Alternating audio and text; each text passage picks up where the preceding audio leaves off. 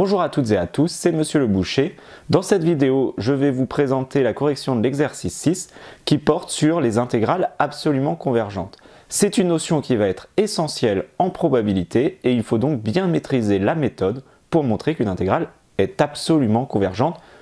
Qu'est-ce qui va changer par rapport à la convergence d'une intégrale classique? Eh bien, vous le saurez en regardant cette vidéo.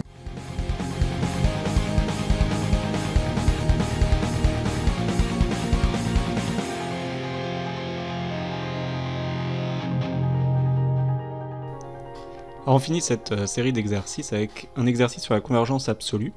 La convergence absolue n'est pas forcément plus compliquée, hein. L'étude des intégrales absolument convergentes n'est pas vraiment difficile par rapport à l'étude d'intégrales directement positives, classiques.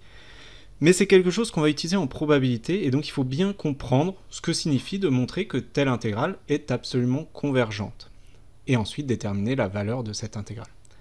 Alors, pour montrer qu'une intégrale est absolument convergente, on doit montrer que l'intégrale en valeur absolue est convergente.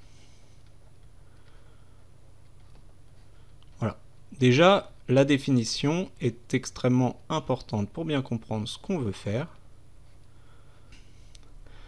Alors, comme pour toute fonction, hein, on étudie t exponentielle moins t carré. Alors, avec des valeurs absolues, ça ne va pas changer grand-chose, puisque cette fonction est continue sur R en tant que produit et composé de fonctions continues. À noter que la valeur absolue étant continue, elle ne changera pas si vous étudiez la fonction t exponentielle moins t carré. Bien entendu, cela ne change rien.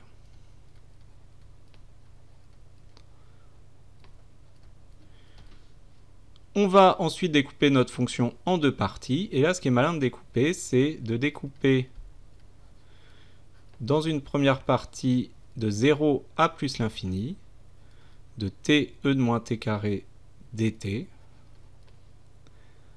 parce que cette intégrale, c'est la même sans la valeur absolue.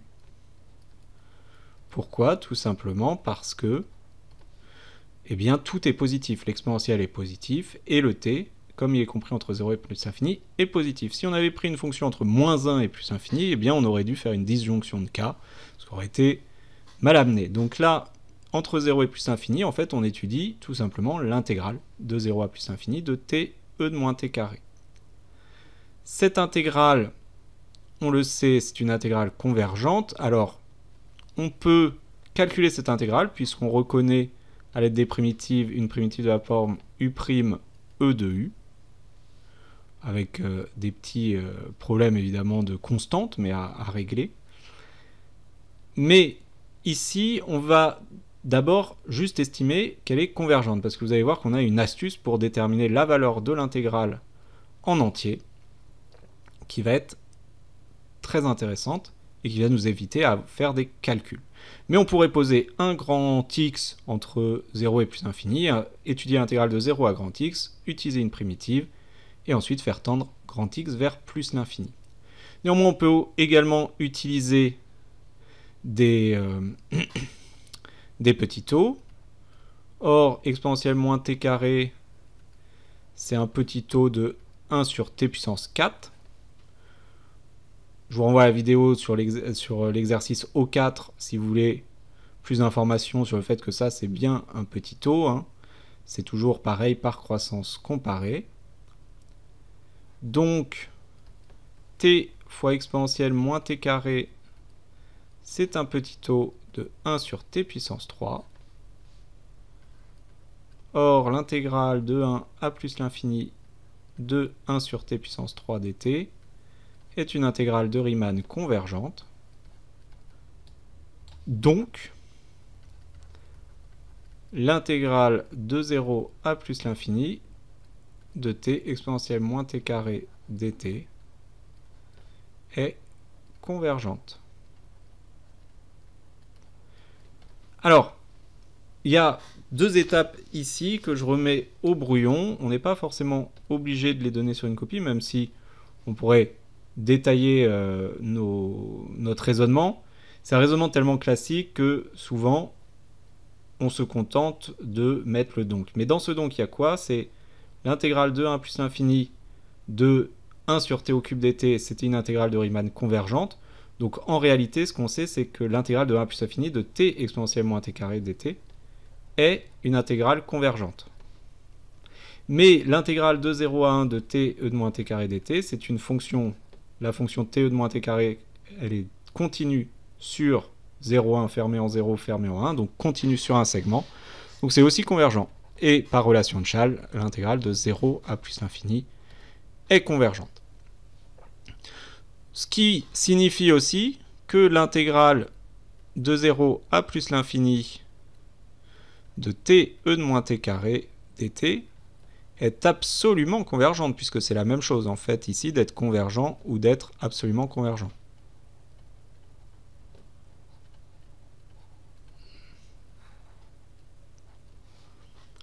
Très bien.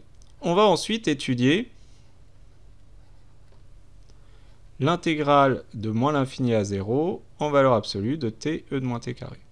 Et ça, on remarque que l'exponentielle, c'est toujours positif. Le t est cette fois-ci tout le temps négatif. Donc ça, c'est moins l'intégrale de moins l'infini à 0 de t e de moins t carré. Or, l'intégrale de 0 à plus l'infini de t e de moins t carré dt est convergente, on l'a vu tout à l'heure. Pourquoi je vous parle de ça? Parce que la fonction qui a t associe t e de moins t carré est une fonction impaire. Laisse le revérifier si ce n'est pas clair pour vous, bien entendu. Donc, résultat sur les fonctions impaires, l'intégrale de moins l'infini à 0 de t e de moins t carré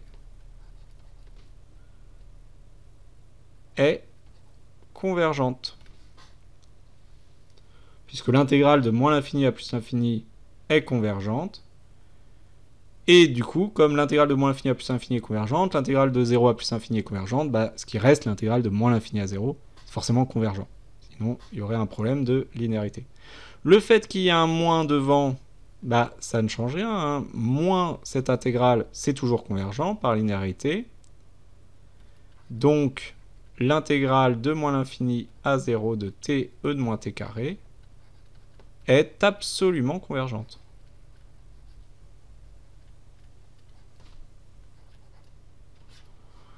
Puisque,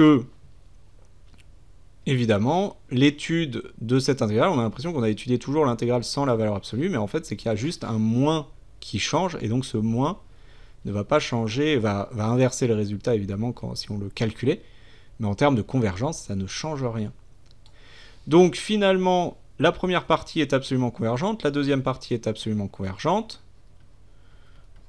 Bilan, l'intégrale de moins l'infini à plus l'infini de t e de moins t carré dt est absolument convergente.